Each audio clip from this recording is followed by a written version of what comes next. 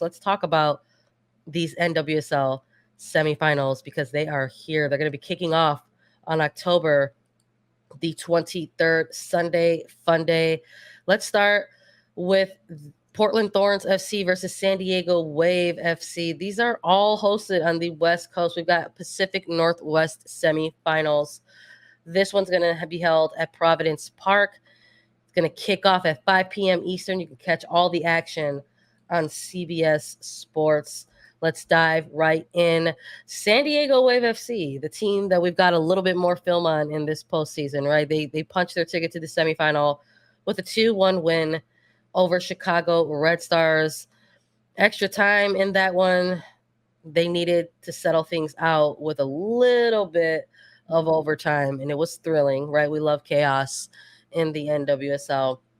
And like you alluded to already, Lisa, Portland Thorns, haven't played a game in a little while. When being one of the top two teams, first place and second place earned a direct bye to the semifinal. And Portland Thorns, with their second place finish, haven't had a game in a little while. So when we're looking at the landscape in front of us here of the semifinals, what are you looking to get out of this game from either side here?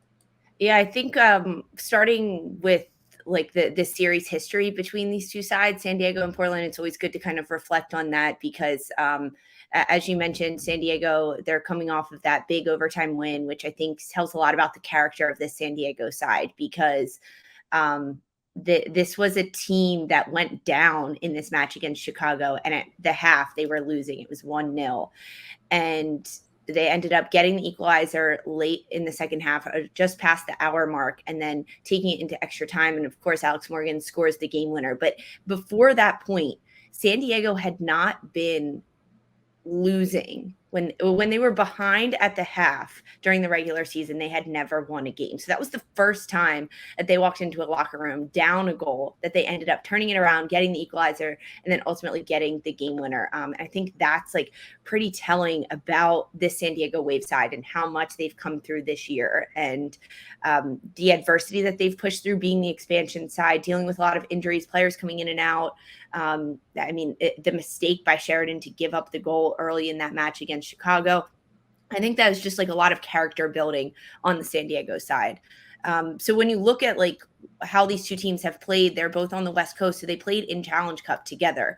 And throughout the two Challenge Cup matches, Portland dominated, won both of those games. However, during the regular season, San Diego picked up points. They got a win on the road their first time, 2-0 at Providence Park over Portland. And then it was a tie when they played at home, a 2-2 tie. So during the regular season, San Diego has scored 4 goals against Portland. And Taylor Korniak, she has 3 of the 6 overall goals against this Portland side. So which I think like math-wise makes up 75% of Taylor Korniak's goals this year, which is like crazy to think about. Wow. That Taylor Korniak just has lights out games against Portland Thorns. And I don't think this will be any different because we saw Korniak coming out of that Chicago game playing very well, like being the connector, the player to flick it on, the target on the set piece, is essentially doing Korniak's job to a T.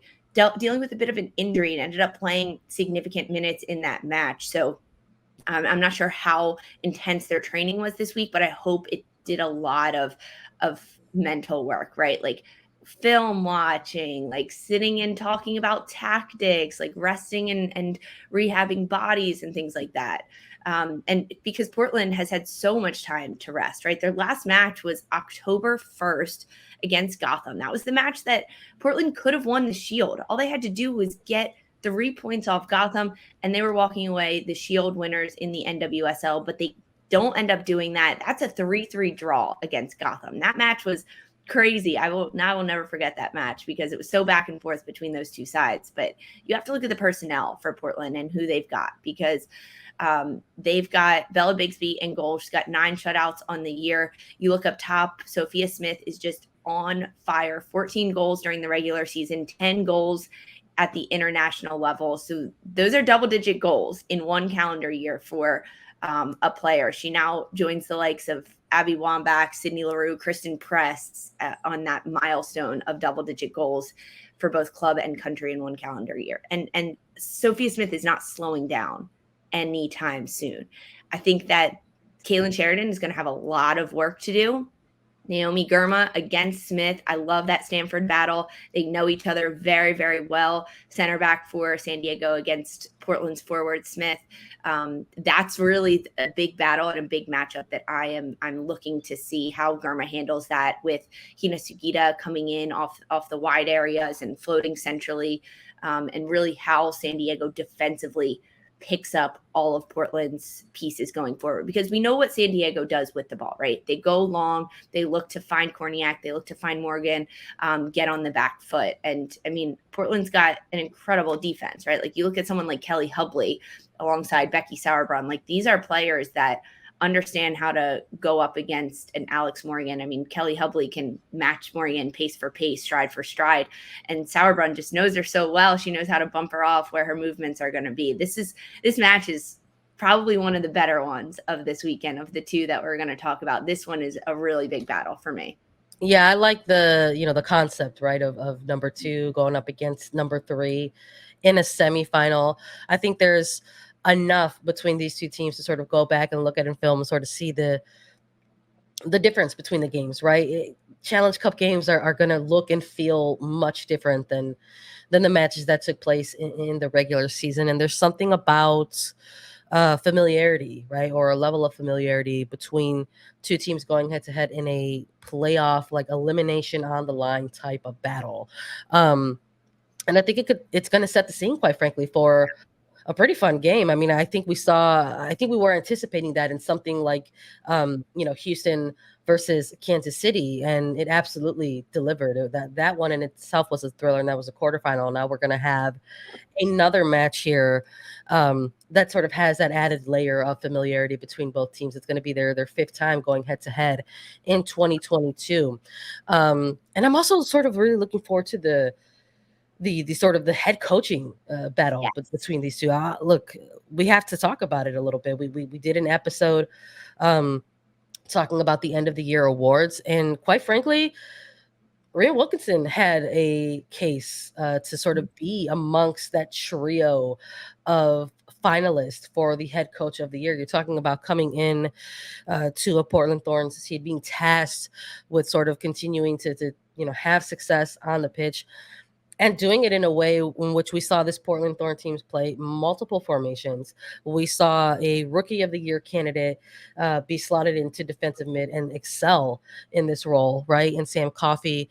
And you could see these players responding to the coaching that they're getting throughout this 2022 season. So I'm looking forward to seeing that sort of tactical matchup as well, like head coach v head coach, like who has prepared what for the other. I'm very excited for Wilkinson versus Stoney, and I'm looking forward to seeing a response, quite frankly, from Portland, because sort of looking at those couple of matches from Challenge Cup and then the couple of matches in regular season, I think if you're the Portland Thorns players, there's absolutely that desire. There's absolutely that little bit of a chip on your shoulder going into a game like this, where you should have or could have possibly had more points over this team in the regular season, and just didn't work out that way. So, I think people are going to look at the rosters on both sides of the ball here, and probably circle,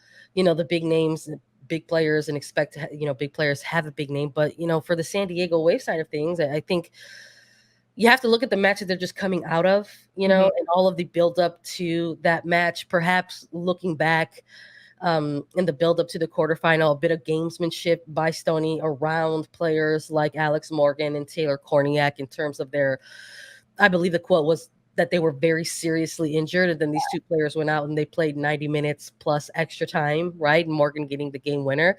I think maybe you get away with that once in a postseason, right? And Stoney, I think, got away with that in this quarterfinal round. I think it's to be anticipated that these players, if they're playing in a quarterfinal, I would imagine that they're going to try to do their best to retain their fitness and be good to go for a semifinal, right? Let alone a quarterfinal. So I would anticipate that is correct, that people should look at those rosters and circle those big names and say, you know what, yeah, Alex Morgan is probably going to be called upon in this semifinal. Taylor Korniak is probably going to be called upon in this semifinal. But that might be perhaps a little bit of an X factor for San Diego, and that they do have that those game minutes under their legs. Where we're going on about 3 weeks or so from a final game for some of these players. I think you remove maybe players like who had participated in the international window. If you're looking at the United States side of things, Sophia Smith obviously getting some minutes overseas in Europe, Sam Coffey a part of that trip in Europe. And I would imagine that those players in particular will be relied upon within this game. So it's tough to sort of look at this matchup and maybe sort of feel 100% confident making a pick on either side, because I think you can make a case for either team on this day. I agree. I mean, this is one of my hardest games to make picks and prediction for, because so much of it comes down to personnel, right? I'm looking at Casey Stoney's side, and you just talked about it. The injury report between Alex Morgan, Taylor Korniak. Yeah, they're going to play. Like we saw how it went last week. But between these two sides, and when you look at the 11 that Casey Stoney put out last week against Chicago, is it going to be the same 11? Or are we going to see a little bit of rotation? Because after that match for the Wave against the Red Stars, we talked about how Sophia Jakobsen was a game changer in that match, coming in off the bench. I think Doniak is also a game changer for this team. So I imagine like we'll see them come off the bench. I would like to see more minutes from Amira Ali on this side. I'm not sure if she gets the start in this one, but I would not be surprised, right, if we see a front line of Alex Morgan, Turnbow, and then Amira Ali up there instead of a player like Jaden Shaw. Like I would still bring Jaden Shaw in off the bench, but I think that when we look at personnel in this match for Portland and San Diego, that is a big X factor, whether who starts, who is the game changers coming in off the bench. And that could be what really changes a game. Like even when you look at the Portland side of things, like they have, I mean, their bench is so incredibly deep, but when you look at someone like a Yasmin Ryan, like, is she going to come in off the bench and change things? Or is she going to get the start? I kind of hope she comes in off the bench, not because she doesn't deserve the start, but I think the impact that Ryan can make in a game with fresh legs coming on maybe in the 65th minute, right? Like 70th minute depending on the scoreline of the game at that point, knowing that, hey, you could be playing an extra 30 minutes at the end of the 90 into the extra time.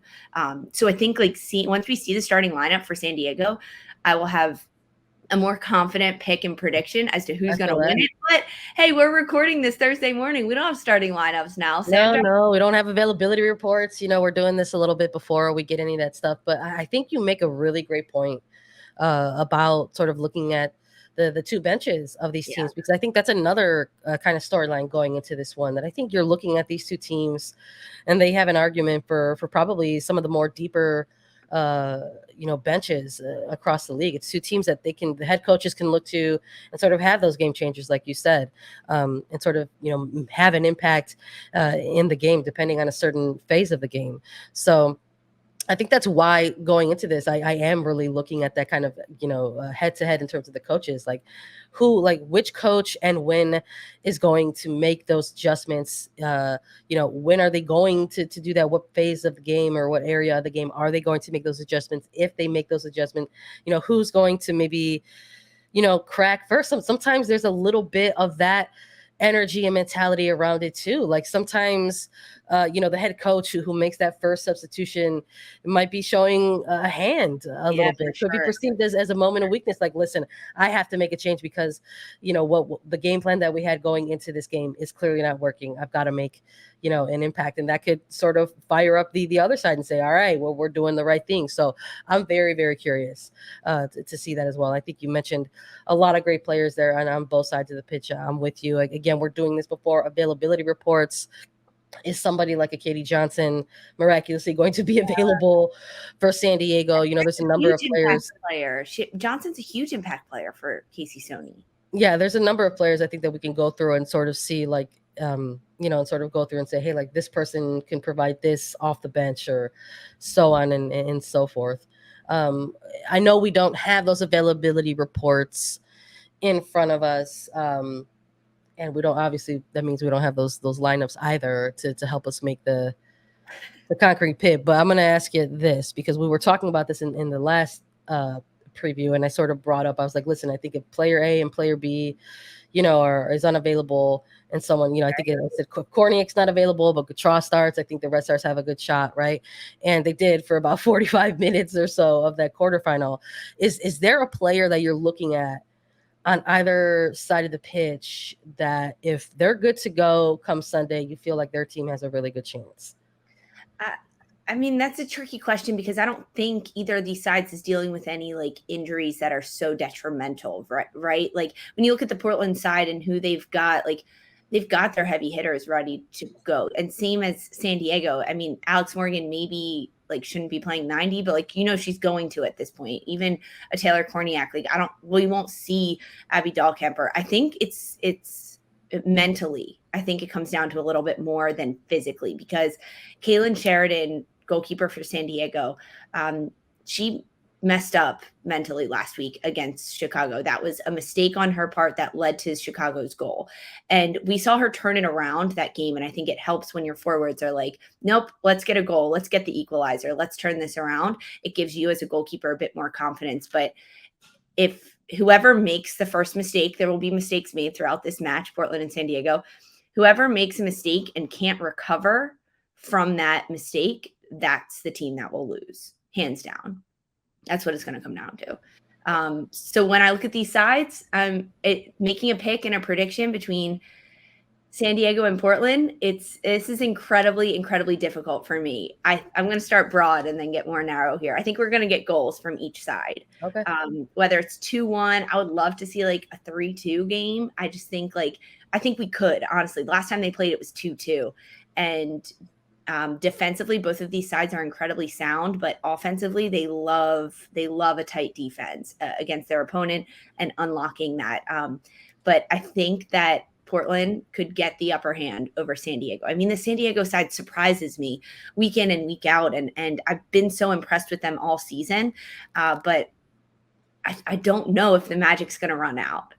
And against a Portland side that is just ready to go, rearing to go, coming off of that tie against Gotham. They've been watching this team. They are so hungry to get back out on the pitch, get to a championship. I give it to Portland in the end.